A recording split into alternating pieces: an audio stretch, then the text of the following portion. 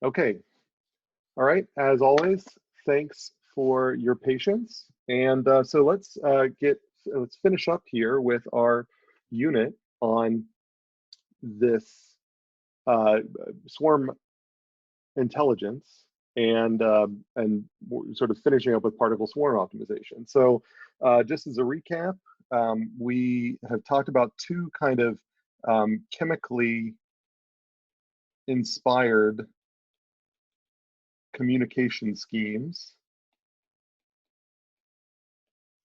for swarm intelligence.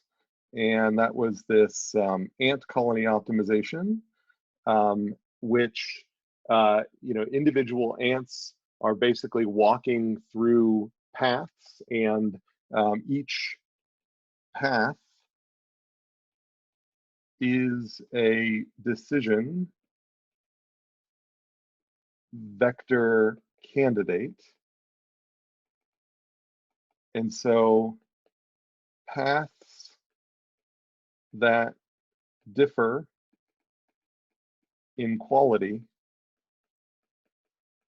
differ in pheromone. And that difference in pheromone that builds up as you get a social group that's climbing over a wide range of paths is what ends up driving the distribution of future choices of what the decision variables are. And so I presented the very basic model of this ant system for Marco Dorigo. Then later, one of his collaborators, DeCaro, made ant colony optimization, ACO, where they added things like elitism, remembering where each ant remembers kind of the best path and then decides whether it follows the other ants based on that. And so so that's kind of the modern ACO, is everything we talked about plus a little bit more to improve the performance of ACO. But the kind of nature inspired part of it is just as I kind of summarize here. And then the other very chemically inspired one, which I kind of botched some of the description of, and I really apologize for that last time, was bacterial foraging optimization, which in this case, we have bacteria that are responding both. So they're basically bacteria climbing gradients locally. And those gradients have two parts, and so the gradient has both a component, so that's component from optimization objective, plus a component from, we'll say, cell to cell communication. And then this cell to cell communication can be both attractive and repulsive. And so the interesting difference here is, and I should make this clear because I'm not sure if it was totally clear from the presentation that I gave last time, is that this gradient is defined over continuous space. And so it is also kind of a stigmergic communication channel, in that you can evaluate this gradient. Every bacteria sees the same gradient, but what varies is wherever they are in the decision space. And so if one bacteria is sitting at the same point as another bacteria, they will experience the same gradient. So there aren't any differences on an individual to individual level, but the different individuals contribute a certain amounts of attractive and repulsive chemicals to this soup that they're all swimming in. So really, bacterial foraging optimization is in some ways similar to ACO. In ACO, they're smearing chemical over paths, and each path is a discrete vector that, it's a candidate for your outcome. But in bacterial foraging optimization, it is actually the points in space are candidate outcomes. And a difference here is whereas in ant colony optimization, the amount of chemical you smeared on the space depended upon the quality of the path that you were traveling. In this case, the bacteria are putting out chemicals that have nothing to do with how good or bad the optimization objective is at that point. They are just putting out chemicals to effectively let the other bacteria know where they are.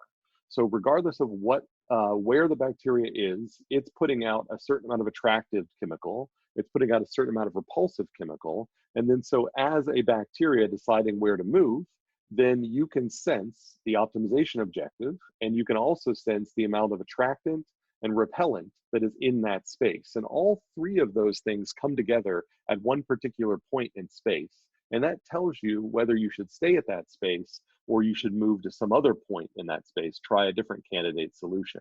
And that's how they move around. And then the other addition to that is that they also had this kind of evolutionary component where you can eliminate bacteria, I would say, based on quality of that location. So if you're at a particular location where it's really, really poor, then that bacteria, we might just clear that one out and then regenerate a new bacteria. And that might be, cloned from another bacteria. It might be just randomly put somewhere else. There are analogies to physical, if let's say a pulse of air went over a colony of bacteria, that might naturally move some from one point to the other. Well, you can also simulate those types of dispersal mechanisms. So you can have elimination and dispersal adding to that, and that sort of adds this kind of evolutionary component. So both of these have a sort of stigmergic,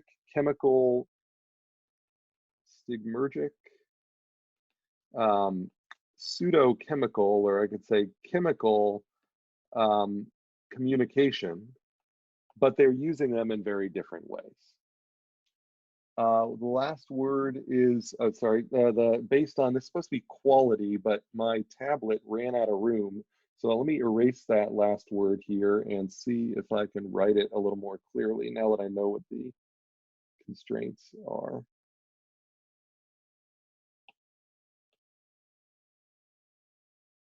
Based, different color, based on quality. So that's supposed to be a Q that starts that word, but I can't quite get the tail of the Q in there. All right, so any questions about these two and the comparisons and contrasts of these two forms, ACO and I'll call BFO, or bacterial foraging optimization? And you can also, if it's easier, you can feel free to use your microphone if anything comes up, chatting as well. Okay, stigmergic, yeah, good question. So this is a term that's a kind of a hip term a lot of people like to use. So stigmergy is the idea that you communicate not by short-term direct peer-to-peer contact, but you communicate by making a persistent change to the surrounding environment. And that persistent change allows for coordination across space and time as other individuals move into that space and detect that you've been there. So you're not communicating with any individual, you're sort of communicating anonymously to whoever comes by that particular region of the environment, and they can detect that you had a presence there. But they don't know who you are, they just know that someone made a modification there. So it's coordination by persistent modification of the environment. And you can contrast that with coordination by direct communication from one individual to another, or one individual to a bunch of others. So broadcast communication, I also would not consider to be stigmergy because it's not persistent. Right now, there are 27 of you logged in. And so when I'm speaking, all of you are hearing me right now. And so you're all hearing me, even though I don't necessarily know who I'm directly speaking to. But I wouldn't call that stigmergy because once I stop speaking, there's no persistence there. Now, if when you all entered, I had a sheet that said Zoom waiting room. And so if you entered a little earlier, you saw that sheet. And if, you know, I would have also allowed you to edit on that, then every time somebody entered, they could make a little note. They could maybe draw a doodle or something like that. And then as more and more people entered, they could see those doodles, and that would maybe give them you know, insights into how many people have been there, whether the lecture has happened, et cetera, et cetera. And so that's kind of the difference between broadcast communication and stigmergy. All right, how much of an effect is there? How much effect? I'm just reading these out loud because I've got audio recording as well, and so I want to make sure that I capture this. How much effect, or is there a way to visualize what role D, H versus W in attraction and repulsion? So now we're getting asked about the hyperparameters in the bacterial foraging optimization. And this is sort of, you know, this is drilling down a little more detail than I guess I want to go into for the scope of this discussion, but so there are these hyperparameters outside the exponential, and then there are these hyperparameters kind of inside the exponential. The ones inside the exponential are weighting kind of space, and the ones outside the exponential are weighting kind of attraction and repulsion in general. So I don't have a good way to say, like, you know, this one is exactly, I mean, I'm not saying there aren't, but off the top of my head, I don't have a great heuristic to give you to say that, you know, if you have this particular problem, you should double this parameter. If you have this particular problem, you should have that parameter.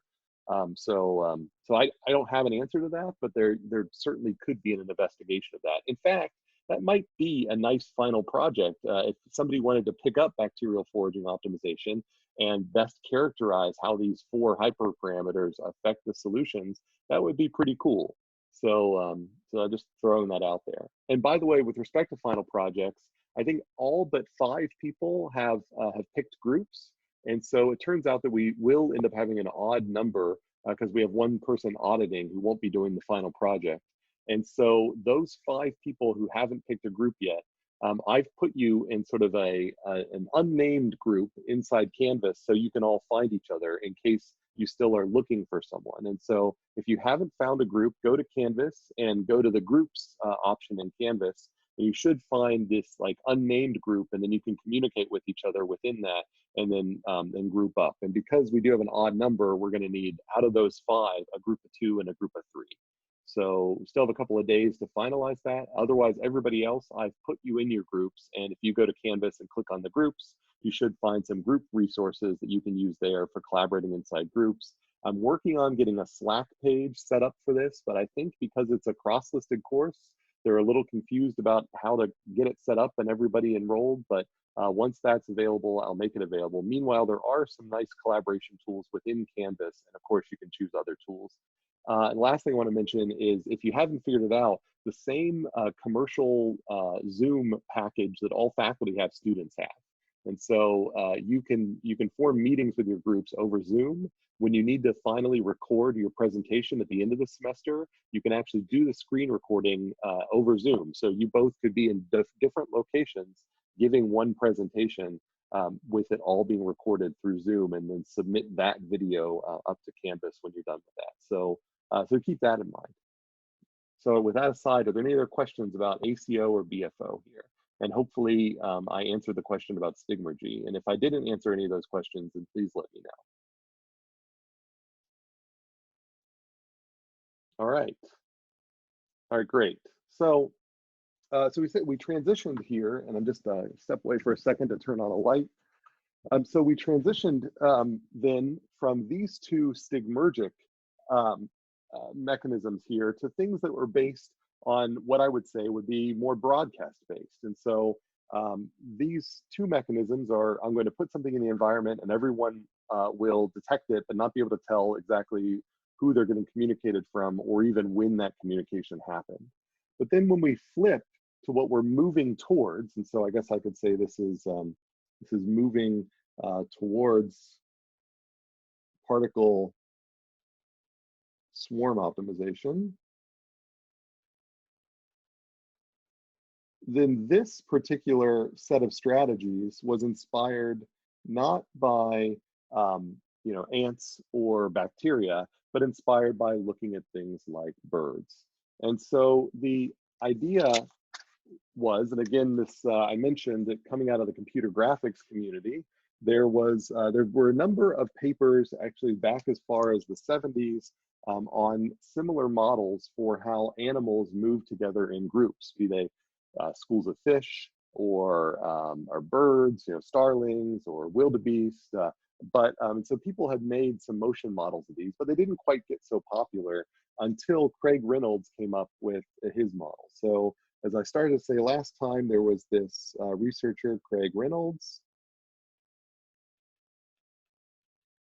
and this was in ACM SIGGRAPH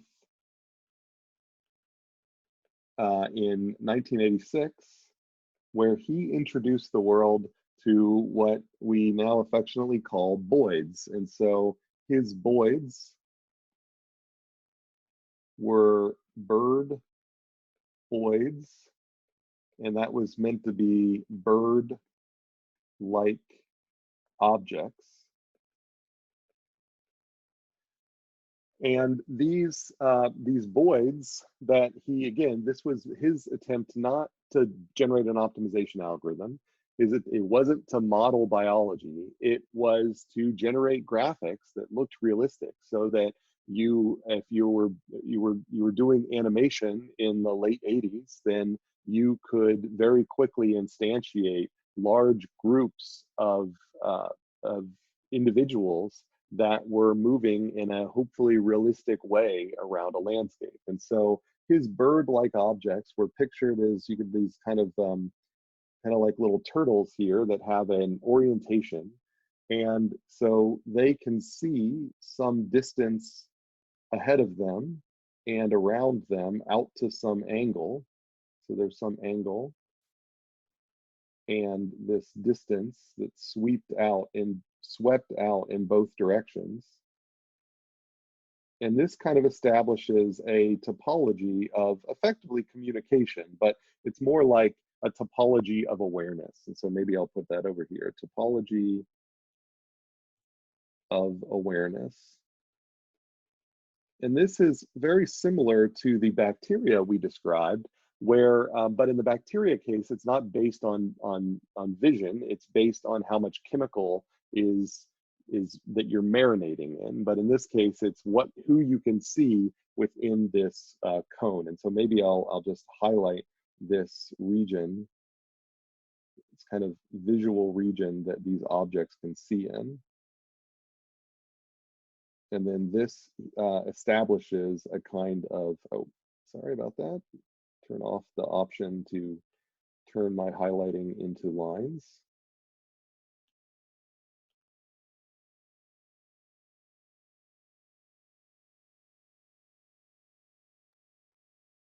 So we have this region, and this region establishes a kind of neighborhood.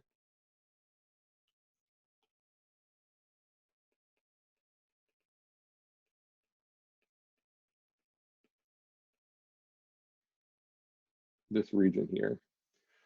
And so then you can ask questions. You can then create behaviors, kind of like a little robot that at every time instant it asks, who's in my neighborhood? And then based on who's in my neighborhood, it tells how this boid is going to move.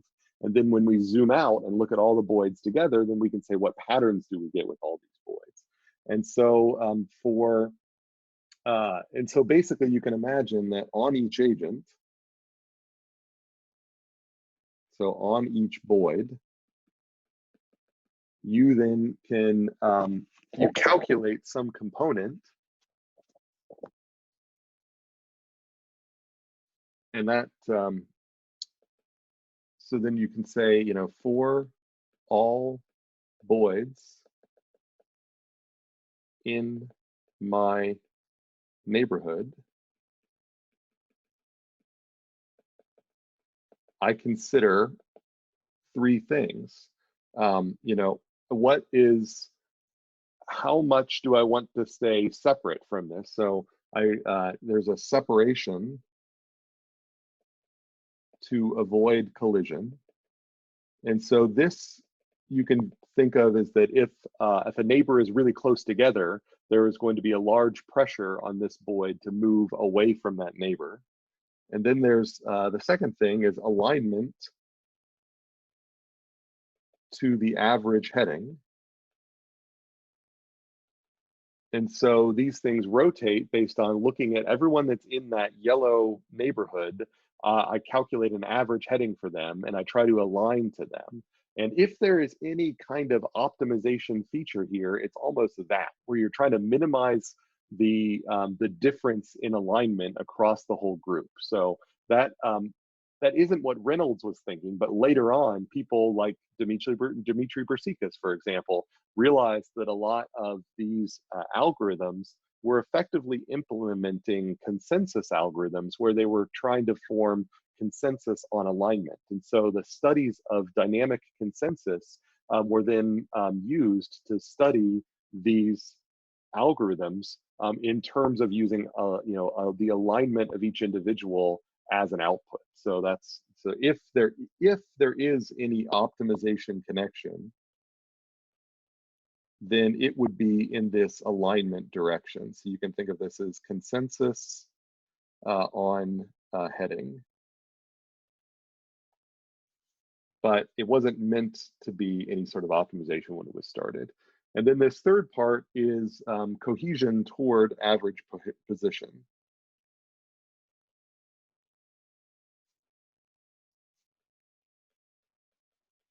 And then you can imagine taking a weighted combination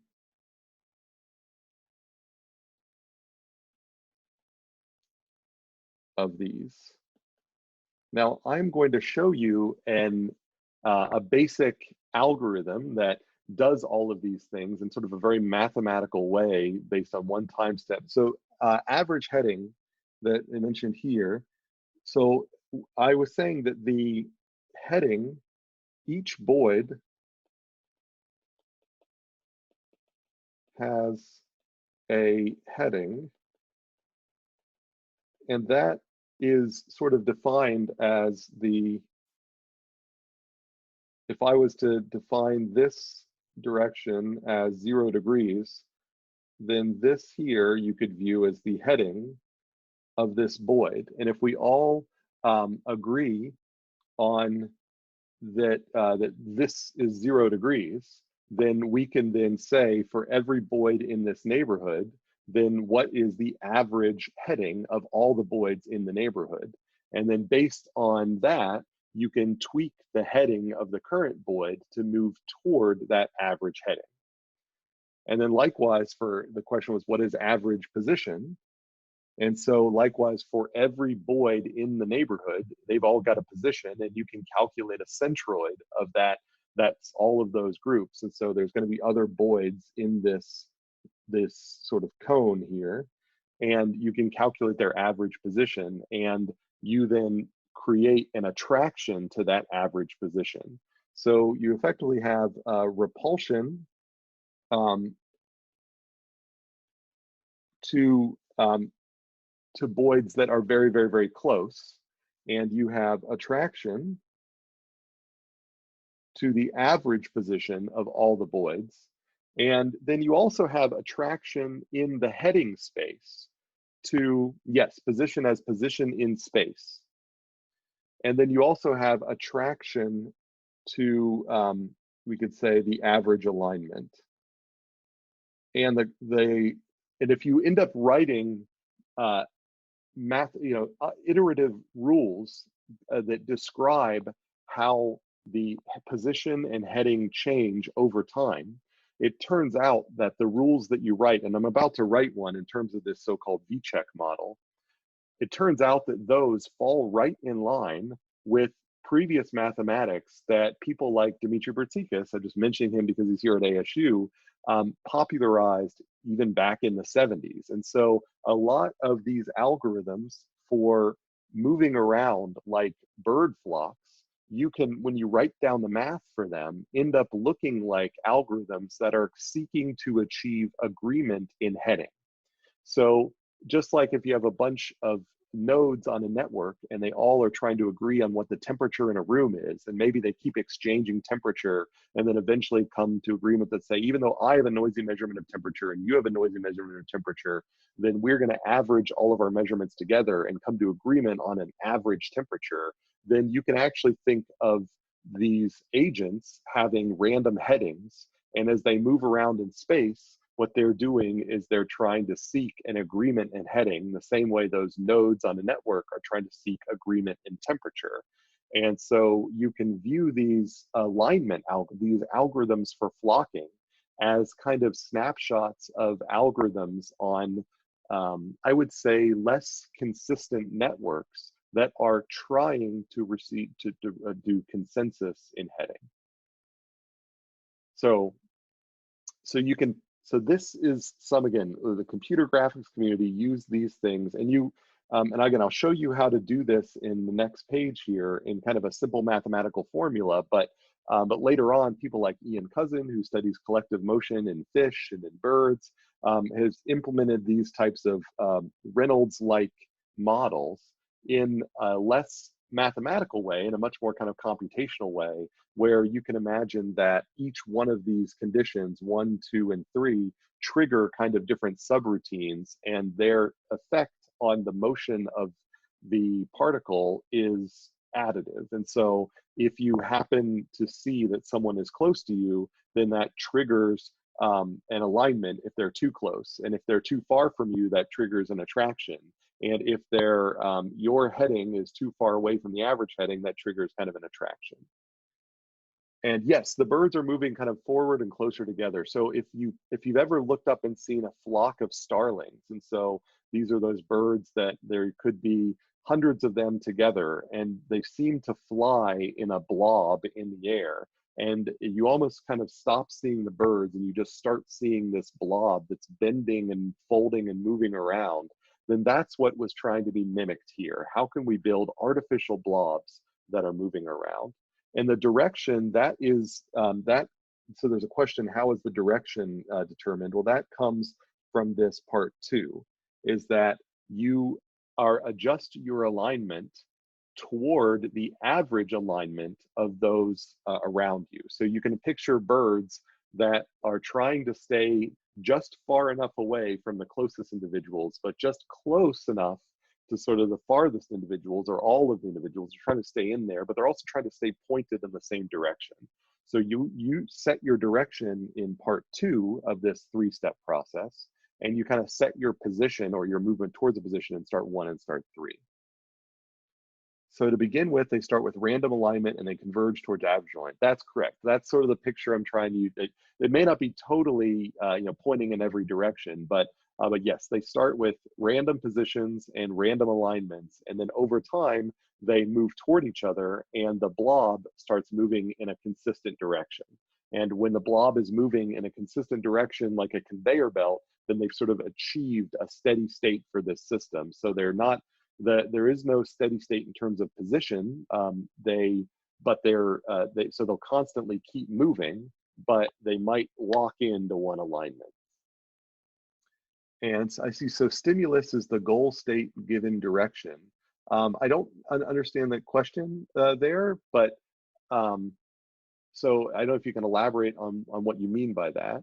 But I don't want to say there's a goal here, but I just want to say that these are the primitives that define how these things move from step to step to step. And these were an initial model, not of optimization, but just mimicking bird flock. And then, is this related to, right now, it's just related to mimicking birds. The optimization component will be thrown in here in just a second when we add kind of gradient climbing. You also,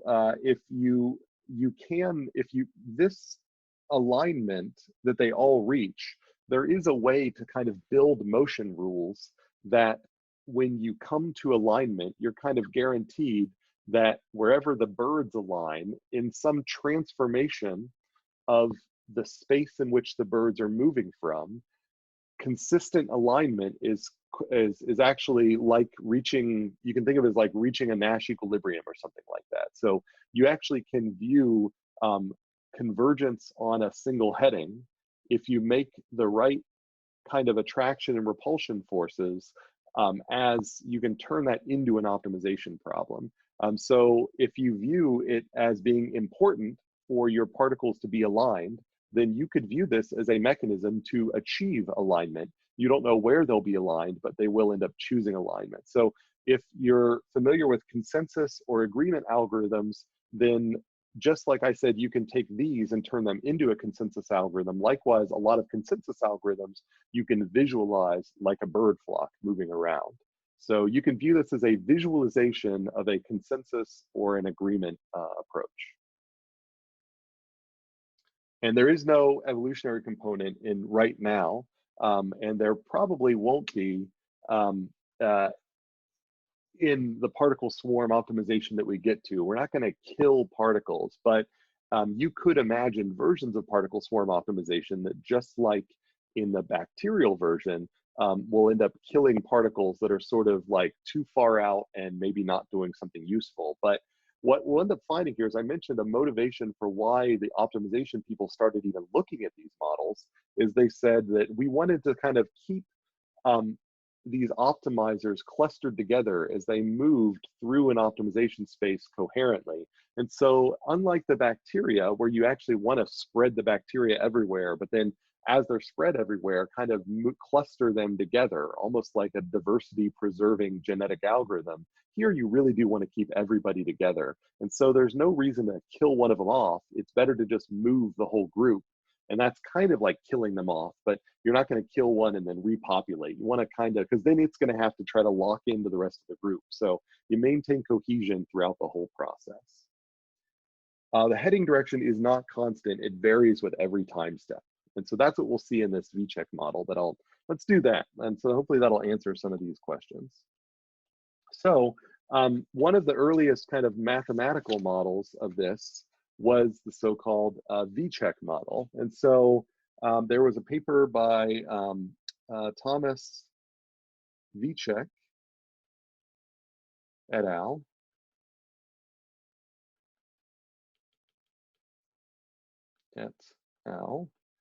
And this was in Phys Review Letters in 1995.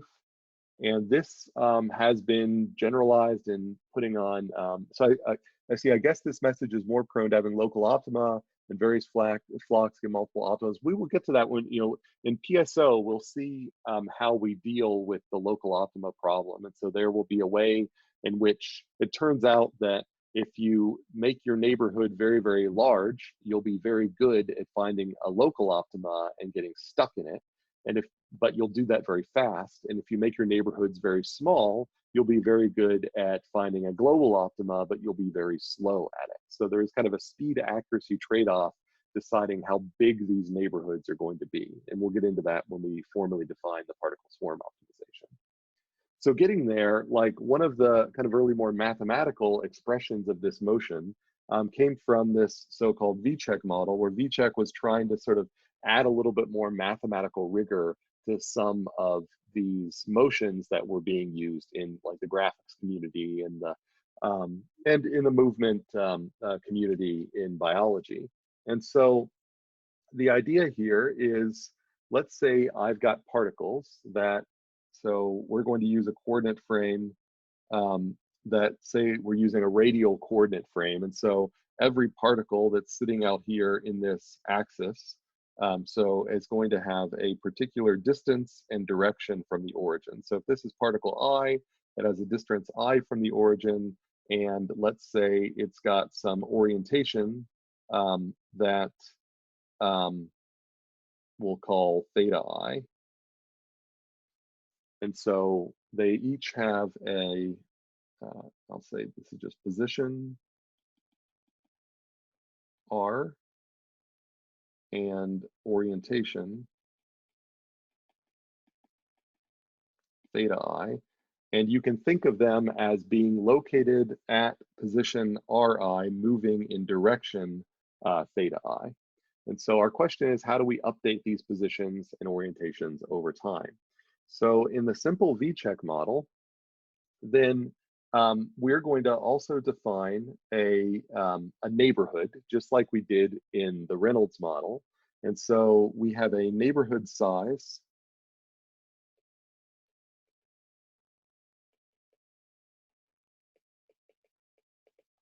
R. And and this is just basically going to be the max distance of interaction between individuals. And so we can then write update rules for knowing your position and orientation at one time, what would be your position and orientation at the next time. And so that might be something like this: theta I at time t plus delta t. So they're physicists, they're thinking in continuous time, even though we're taking kind of discrete time sets of delta t, is going to be equal to, and I'm going to use the notation, the average value of the orientation of all of the others at the current time step within some Ri, I'm going to say Ri minus Rj is less than R. So this here, I'm just saying, is some distance metric.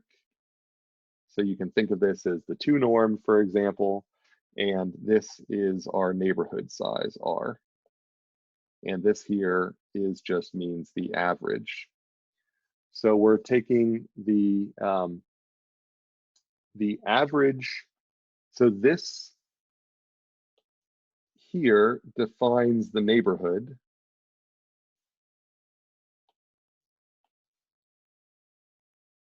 And this is taking the average just over the neighborhood, just of those in my neighborhood. And so my next orientation is going to be, I'm just going to snap to whatever the average orientation currently is. No dynamics there. You can imagine adding dynamics, so you kind of slowly have to reach that, but we don't have that. Okay. So then the next update rule is then how do I get my position? So I can say my next position is going to be equal to my previous position plus some velocity, which is a parameter. You can view them all as moving at a constant velocity. And then times my delta t. So this is kind of the distance. If you think about v delta t, that's kind of the distance you're going to move if you're moving at a constant velocity over this delta t time period. And because r here is a vector quantity, then this is going to be multiplied by the cosine of theta t and the sine of theta t. So we're just projecting this heading along the x and y. And so this is just a vector. And you can think of this as your kind of delta x and delta y. And then what what we want to add, so this is the basic Vicsek model, and then what Vicsek added here is that I meant to write a little bit earlier, but then highlight it, but I'll just write it here, is that in this orientation, we also add a little noise component. So I've written that in a different color. And so this this eta I t is just some noise. And you can think of this as additive white Gaussian noise.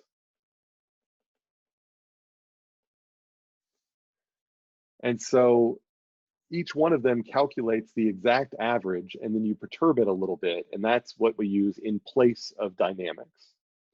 And then otherwise, the position is this deterministic expression down here. And then those two things together are the basic Vicsek model.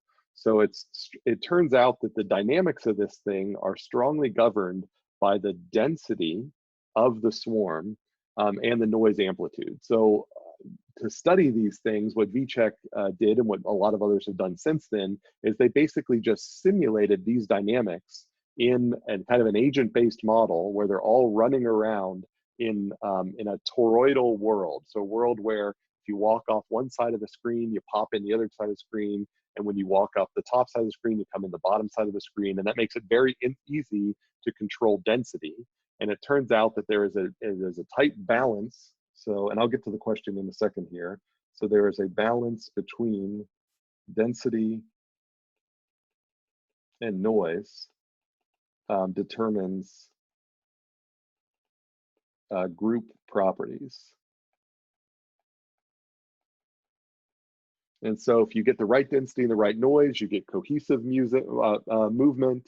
If you get different density and noise, you get something that that never quite orients and almost looks like a bunch of gnats. So you can get toroidal movement, so they can move around in circles. So there's a bunch of different interesting movement patterns you can get if you move through different regimes of density and noise. And so there's a question, what does the column matrix do, the one after V delta T? This translates, so remember, I guess I could have put a little vector over top of here. Remember that Ri is effectively equal to Xi and Yi. And so this is the position. And so what this is saying here is that, so these are scalars here, and this is a vector here, and this is a vector here. And so all we're doing is we're translating your current position, which is this Ri of t, to your next position, Rit plus delta t, by taking a constant speed that you project along your current orientation. And so that allows you to project it a little bit in the x and less in the y, and vice versa. How does this ensure the algorithm reaches an optimum? It doesn't. This is not particle swarm optimization just yet. This is just a motion rule that's meant us to get us closer to something that we can implement in particle swarm optimization by adding different attraction and repulsion forces. So this is just the kind of bird thing. This just is, again, simulating the same sort of thing that Craig Reynolds was doing. How do you get groups of particles that are constantly moving but trying to strive towards a common alignment? And so future versions of this, later versions, added repulsion, attraction, and alignment regions. And that was motivated by the original motivation from Craig Reynolds' model, where he had these sort of 3 regions. And so you can imagine kind of these circles of repulsion, that's REP, orientation, and attraction, all around each agent. And then otherwise, they're kind of blind to everything outside of that. And these are models that inspired people like, and that were used by people like Ian Cousin in a paper in, say, 2002, where he used these to try to explain the various different structures you see as you move from, say, fish to birds to gnats. So whereas Vicsek was generally interested in self-propelled particles, Ian Cousin tried to then link it more to the biology based on the work of Reynolds and Vicsek as for motivation. All right, so yes.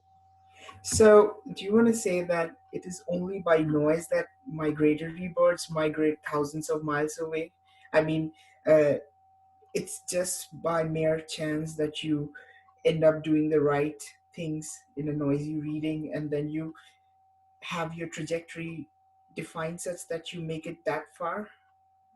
No, well, I guess so. This is sort of governing, if we assume that we're just looking at local movement, we're not thinking about large migration. So again, this was thought to be like starling flocks. And so you look overhead and you kind of think that those starlings that are moving and floating around you in these dynamic envelopes, they're not trying to get anywhere. And it turns out that the biology behind this is we think that the reasons why things like starlings do this is there's a principle called the selfish herd. So maybe I'll write that here. And the basic idea behind the selfish herd is that if you are prey, then you are going to be most vulnerable to a predator if you have kind of the largest region around you relative to other prey. And so if you can kind of imagine that if you're a prey item here, and there's a couple of other prey outside here, then these prey are sort of receive some benefit by being close to these other prey, because if a predator were to sort of think about attacking in this region, they could either attack this one or this one. So the so-called domain of danger of a particular prey is sort of in between that prey and the prey that are around it. So this is the domain of danger.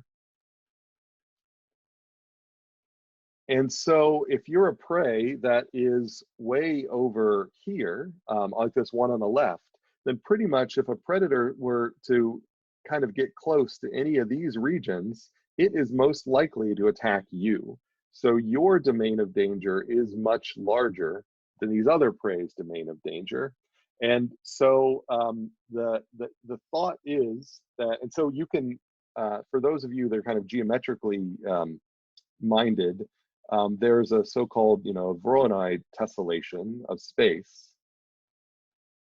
where if you put a bunch of points in space, then you can calculate these domain of dangers that cut up the space, that partition the space, and in such a way that every point within this region is closest to the centroid of the region and not to any other centroid. And so the Voronoi tessellation kind of makes this measurement formal. And so if you were to take the instantaneous positions of all these animals and then do the Voronoi tessellation, you could then measure the area of each one of these things around them. And then that's how you would formally measure the so-called domain of danger.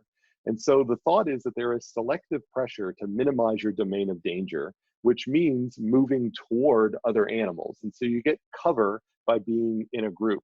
But then those animals are also trying to move toward other animals. And so the thought is that this can generate collective motion as everyone's just trying to stay together. No one wants to be that one animal with a larger domain of danger than the other, because a hawk could come in and it is going to be more likely to attack those that are much larger. Now, nobody's really tested this domain of danger idea until recently, where people actually floated some cardboard that looked kind of like dolphins that were, this is in Australia, and they actually, fixed them in different cluster configurations where each fake dolphin had different domain of dangers around them. And then the sharks that were there would look up at these silhouettes and they'd think they were prey, and they'd see which one got attacked.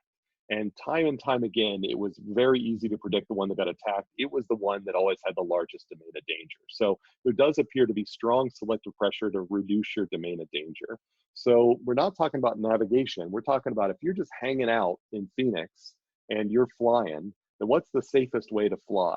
And the safest way to fly is to cluster around others, because it will be just as likely for them to get hit by a predator as for you to get hit by a predator. And so, so now for moving large distances, that gets much more close to what we're talking about with this particle swarm optimization. So you could imagine that in large distances, everyone knows roughly where to go, but there is some pressure to stay cohesive together.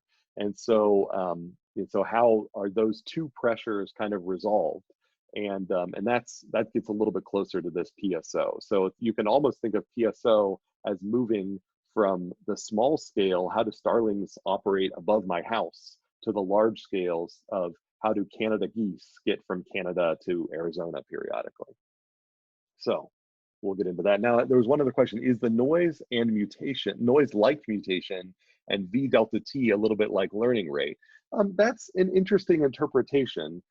If we do view these things as moving toward different strategies, then there's probably a way to project this onto that interpretation, where this is kind of like the speed of trying solutions. That's kind of like a learning rate. That's like this V parameter, and the noise.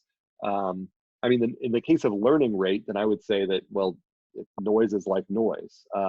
But from a genetic algorithm, it's hard to say what the V is, it's kind of like genetic drift, but not really.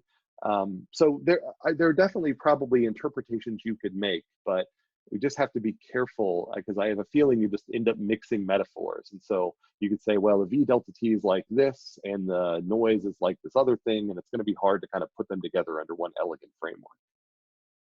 All right. So we got the self-assured, we got the Vicsek model, and so then let's see. So the thought was that if we know how to keep things together, then how do we build an optimization algorithm that instead of scattering particles all around a decision space haphazardly, how do we sort of create a group of starlings that's able to search as a blob over a decision space, kind of with the envelope of that blob sort of being a set of solutions they're trying at one time. And then as you move the blob, you kind of move into new sets of solutions to try. And how do you make that good at finding global optima? And so then we get into the original particle swarm optimization algorithm.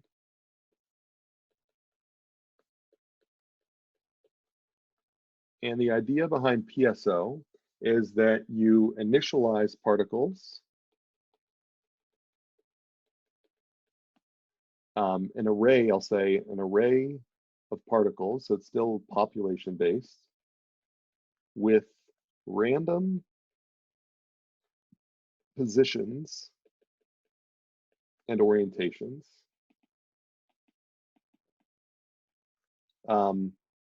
And actually, I'm sorry, I didn't mean to say orientations, I meant to say velocities, random positions and velocities.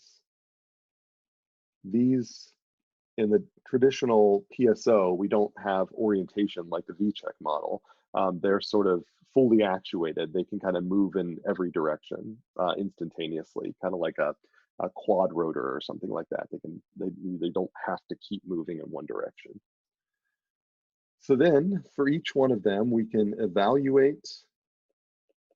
And so the positions are the decision vector candidates.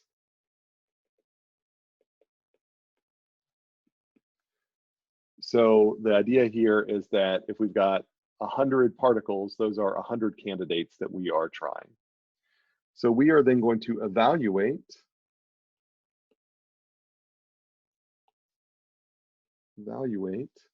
the objective function, and we're just thinking of single objective right now, on all particles, or I could say on each particle. So each particle is able to measure how well it's doing.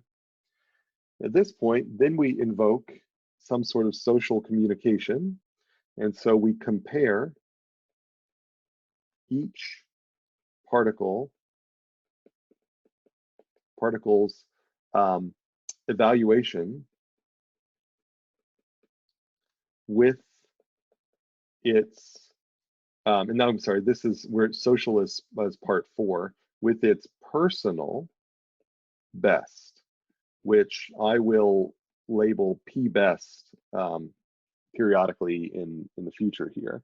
So it basically keeps track of what position and what value was best for me. So it basically has a memory of position and value of individual best. And then finally, the social information is that I compare each particle's evaluation with global best, which I will sometimes abbreviate G best. And then, you know, and on both of these, I hope it's obvious that then the outcome of these things would be to update if necessary. So I could say update P best and update G best. And then with all of those, we can finally update our velocity and then update our position. So then step 5, we update position and velocity, which I'm going to do on the next page here. But I wanted to at least write something here to delay the switch so that everybody can see that. We've got step 1, random positions and velocities. Step 2, do your evaluation. Step 3, compare to your personal best and update your personal best if necessary. Step 4, compare to your global best. And by global best, I mean everyone's best. And update the global best if necessary. And then 5, update everyone's position and velocity. And so the way we do that is, so this is our step 5 update step. You would say on each particle, on each self-propelled particle, the next velocity, so v at t plus 1, is going to be equal to the previous v plus some acceleration parameter times, and maybe I'll put a little times there to make sure it's clear it's not a function, times. This here is going to be a, I'm sorry, what is the driving force for the updates? So these are self-propelled particles, and so you can imagine that each particle has a little thruster, just like a bird has got wings, and that they are going to choose how to apply those thrusters. And so they are going to look at their own personal best, they are going to look at the global best, and they are going to look at their previous velocity, and those are going to mix together to decide where they're going to move next. And they decide kind of where to point their thruster in that next direction and move. So we'll see that here in this formula here. So then this acceleration gets multiplied by, and so this RP is a random number between 0 and 1. And that gets multiplied by, and I'll make a note of that here in a second, XIP minus XI. And so XIP is the personal best, and I'll make the note of that in a second as well, plus another random number, different random number, RG, between 0 and 1. And that gets multiplied by XG, the global best, minus XI.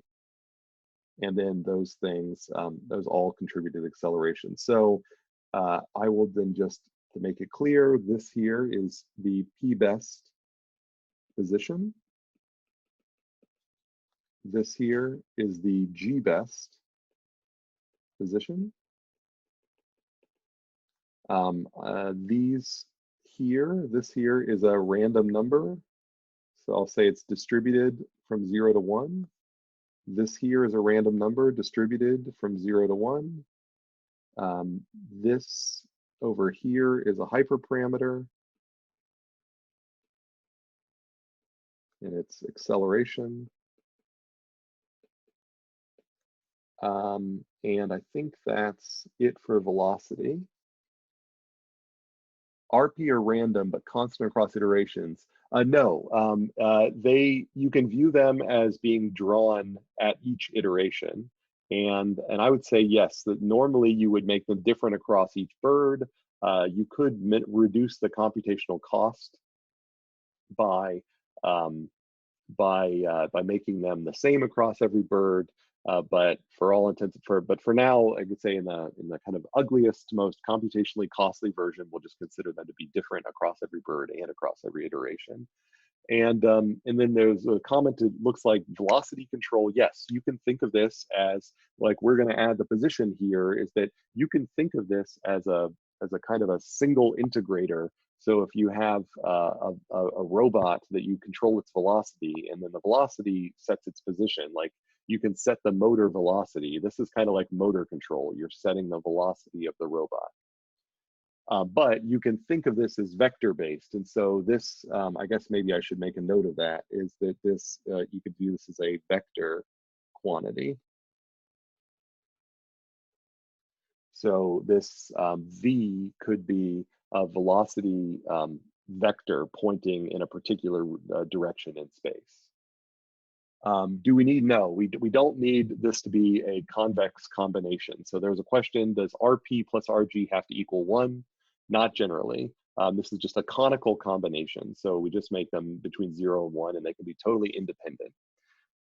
You certainly could experiment with versions of PSO where you draw a single random number and you make 1 minus that random number on the other side, so they add to 1. But in general, they can be there. It's 2 degrees of freedom here. Okay, so then the other thing you have to update, well, I could say there are alternative forms. So I could say alternatively,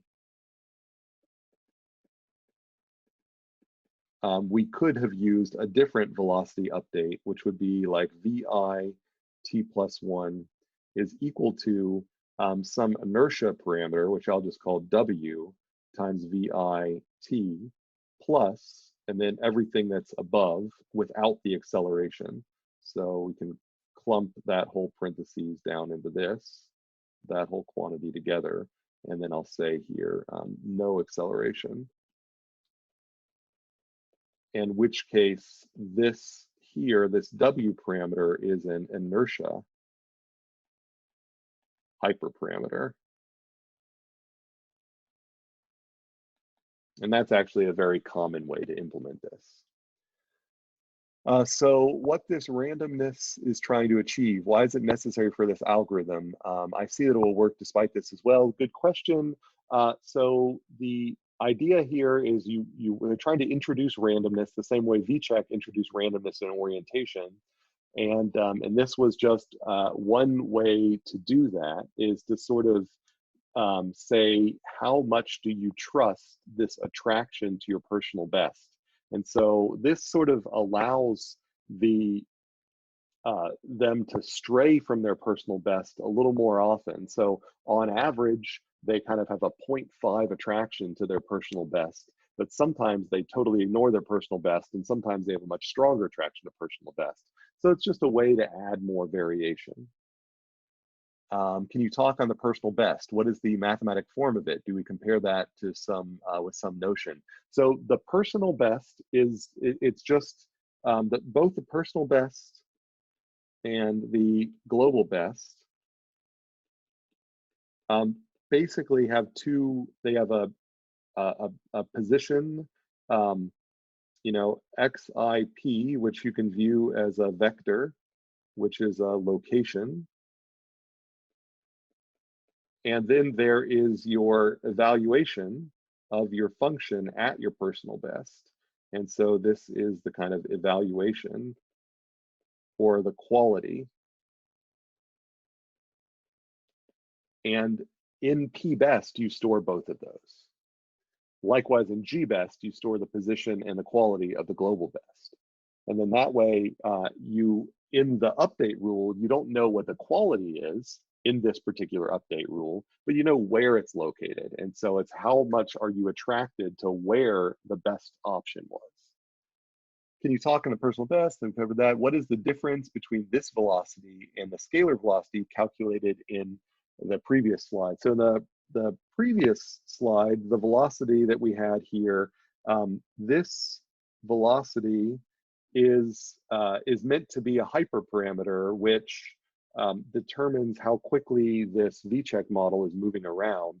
The closest we can kind of view this as pushing this down is thinking the acceleration here is a little bit like the scalar velocity in that previous model. And so that's what I should mention then, you know, maybe make this clear that our last step is to update position.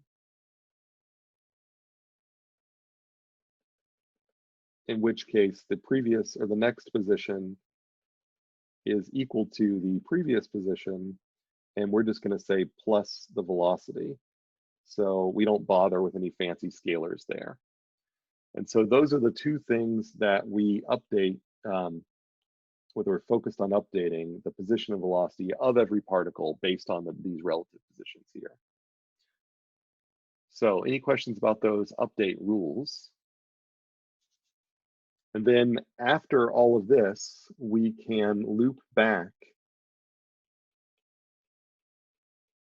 to step number 2, which I'm just going to flip back there real quick to remind us, which is reevaluating our objective function. So that is, you know, evaluate objective function and repeat. And so that's the basic. Where does a direction component fit in? There is no direction component. We view these as self-propelled particles that are fully actuated. And so they can, I guess I should say that the velocity here is vector valued. And so the velocity sort of has a direction to it. It's not a scalar velocity, but we don't have kind of this isn't like a so-called unicycle, where in a unicycle, you're sort of stuck traveling in one orientation and you have to slowly turn your orientation, and that gives you kind of a turning radius. These do not have a turning radius. They, in theory, can move back and forward. Termination criteria, at this point, almost everything we talk about in this class here as a termination criteria will be up to you. So it'll be like, do you want to go for a certain number of steps? Do you want to go until you reach convergence? Maybe you want to go until your global best hasn't changed for 50 steps or something like that. That would be it. So that's kind of arbitrary, and you usually can provide that to the algorithm when you want to stop. All right, any other questions about this update rule? I thought it was a simulation and partly returns on, yeah, it is. You can view this as this is an optimization algorithm though. And so you can just say we're gonna stop it after 1,000 time steps. But there is a goal here that in the end, the global best will hopefully be a good solution to your problem. And maybe the personal best you could view as alternative solutions that aren't as good as the global best. And so I guess I could maybe mention that is that ultimately the output here could be that G best, you could say XG and the corresponding F of XG.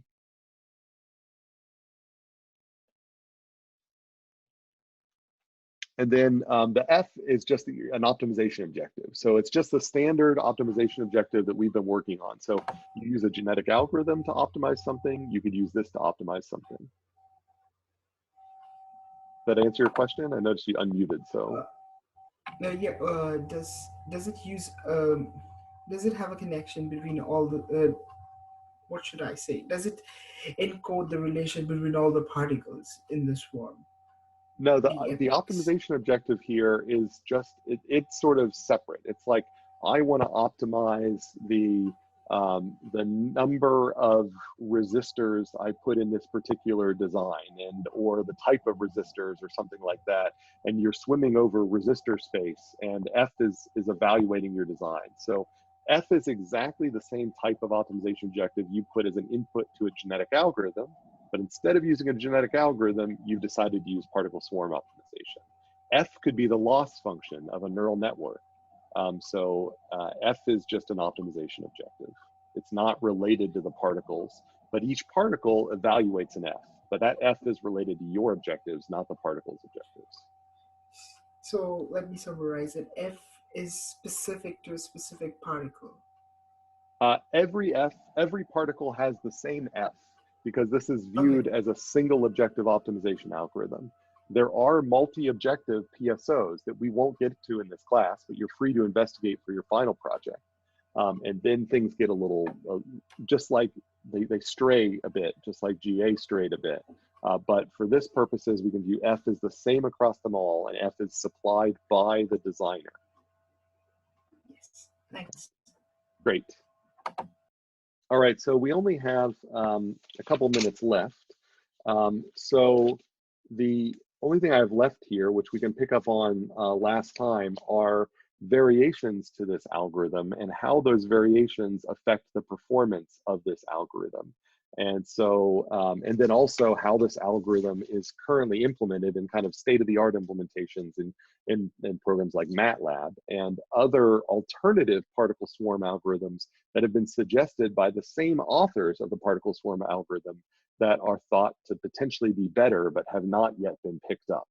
So we can probably cover those next time. And then just to give you an idea of where we're going after this, once we're done with this PSO, so we'll probably have half of a class to finish up the PSO and half to start the next section, we're going to start looking into more generic multi-agent systems and the kind of mathematics behind describing things like consensus and how they're inspired by things like opinion dynamics and how we can build algorithms that sort of converge on opinions and how we can study them and how they kind of relate to this. So these were very kind of nature inspired, and the other ones are going to be much more loosely nature inspired, but more kind of built up from the math. And so we'll see a little bit more linear algebra and things like that. I promise not too much, but and I'll give you kind of enough that I hope you'll understand the properties that we need to say that things are converging, for example. So any other questions about this basic particle swarm algorithm and how it works, how it's implemented, what the parameters do, and so on? All right. Otherwise, I would just say again, you've all been assigned into your groups that you've picked, or for the 5 of you who haven't picked groups, you're kind of in this kind of fuzzy group that helps you communicate with each other. But if I remember correctly, the group assignment, the choice assignment is due this upcoming weekend. And then I think roughly a week after that or so, you have to submit your choice of algorithm. And that's going to be a very short assignment. And if you pick one that's out of the list that I give you, you just kind of got to tell me which one out of that list. If you propose your own, then a lot of people have been sending me emails saying, what do you think about this? And I think that's a great idea to do. And if I give you the okay, you can just put in just a single line saying, I'm going to study, shuffle leapfrog algorithm or whatever it is. If you didn't contact me, then you want to sort of justify why you picked that algorithm and how it relates to the class, and you'll submit that, and you'll do that as a group assignment. So we're at 4:20, so any last burning questions here?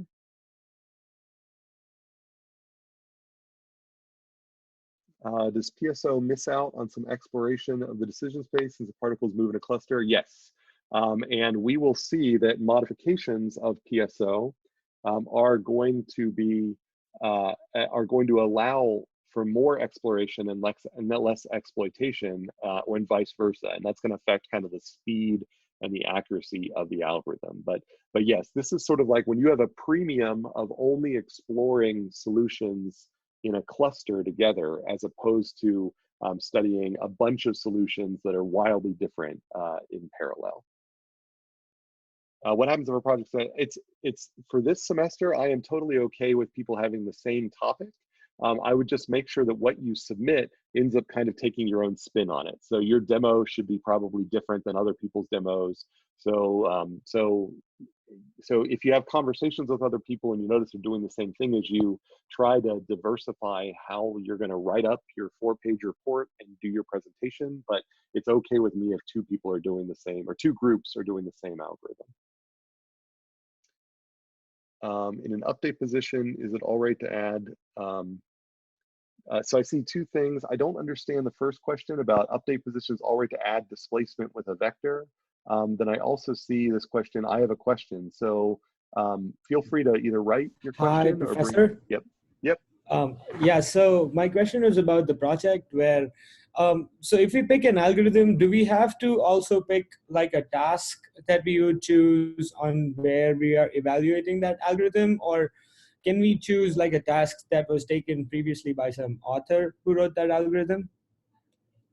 My main question is just surrounding, like, do we have to pick like a novel task to implement our algorithm for? Gotcha.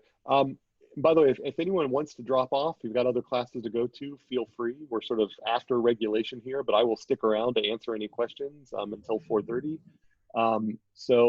But to answer this question, I'm hoping that you'll be a little creative. So I would prefer you to simplify the algorithms, to sort of say that the state-of-the-art version of this algorithm does a wide variety of things. We are going to simplify the algorithm and study only these aspects of it. And so creating a simpler algorithm that allows you to come up with kind of a more creative demo I'd prefer you to do that rather than just like finding an article that someone's written about an algorithm and redoing exactly what they did. And if you can make it Fair enough. personal, then that's kind of cool. So I've seen people.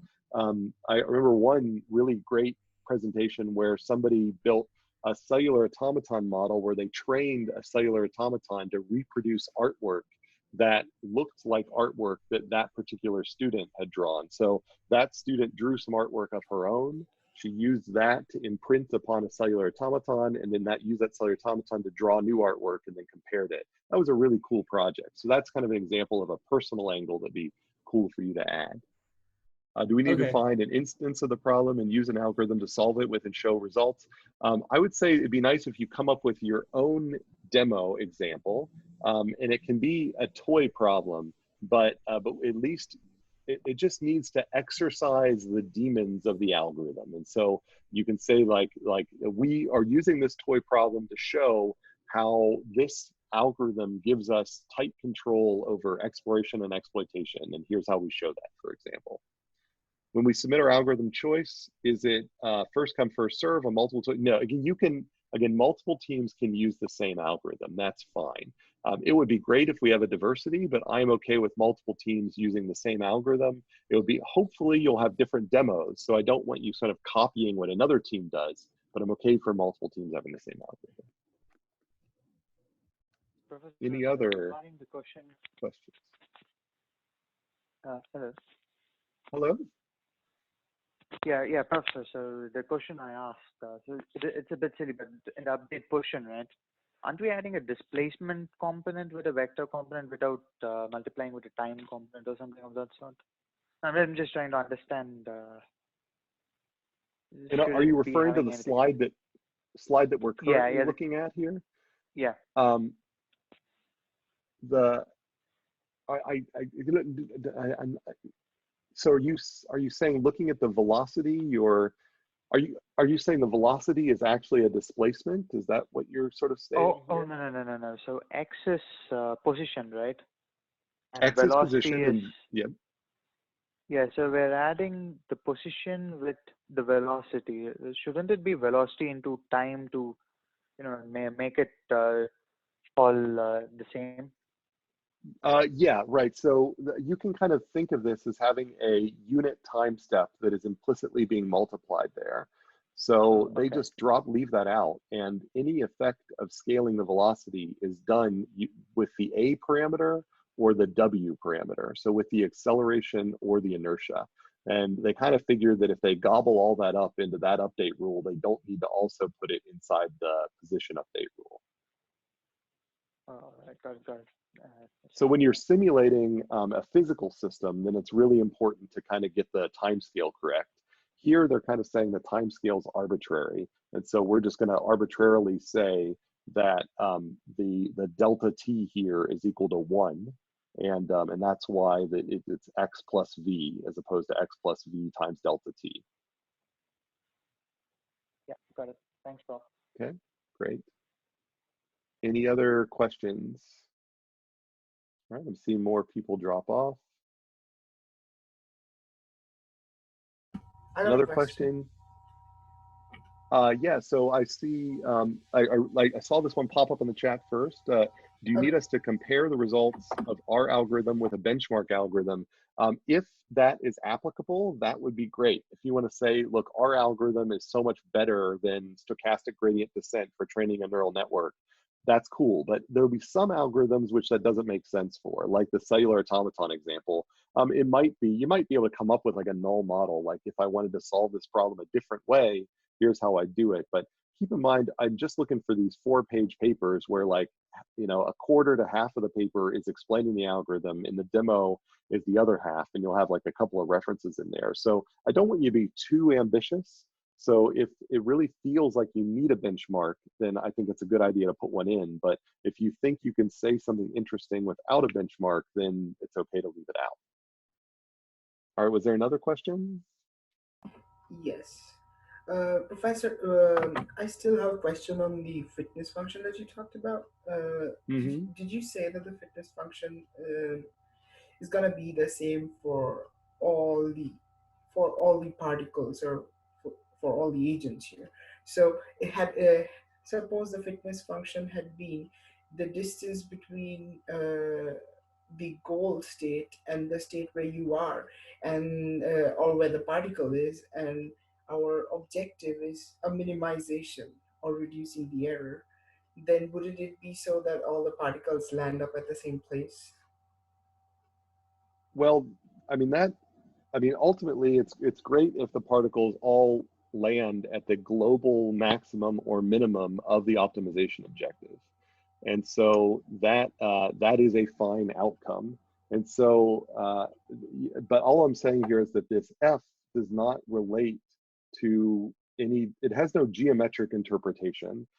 F is purely defining some regions of space as being better than other regions of space. So if F is anything, you can think of F as kind of a height of space. And it's like the particles are running over a landscape and they're all trying to find the top of a hill or something like that. I'm a little hesitant for that because it's hard to run uphill. But if particles had enough self-propulsion that they could all run uphill with easily, with no worries about effort, then the question would be is how does a group of particles find the highest point? And that's kind of what F defines, where that highest point is. Now, we don't know where the highest point is. That's why they have to search for it. So, so everybody is on the same landscape, which means everybody has the same F. Okay. Oh, well, I'm still not satisfied with it. I'll just look over it a bit and then maybe I'll just drop you an email. Okay, that sounds fine. And there are some resources online that I've posted on Canvas, and I will I think post a few more in this unit as well. Thanks. And I am still holding virtual office hours on Mondays and Tuesdays as usual, and I can make appointments if those times don't work for you. For anybody out there, general comment. So any other questions or concerns? If not, I have another meeting that I have to go to, so I am going to stop the recording and end the meeting and see everyone on Monday or sooner if you need to chat about anything. Great.